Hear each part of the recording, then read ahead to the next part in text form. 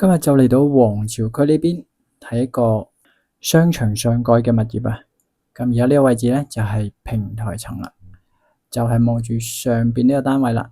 咁而家上到去單位入邊啦，呢個咧係1號湖畔嘅6座中層嘅 A 單位啊，2262尺。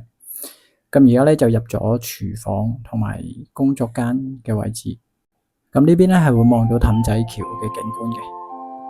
講明係豪宅，咁廚房呢度咧仲會有個後門，就係專俾工人出入嘅。6座呢邊咧就3梯，只有2戶嘅啫。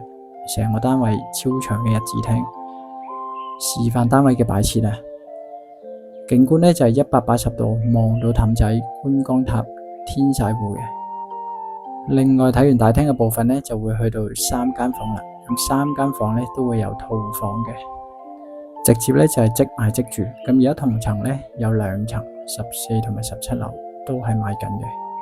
咁繼續左右咧都有2間套房，呢間套房咧就係最大嘅。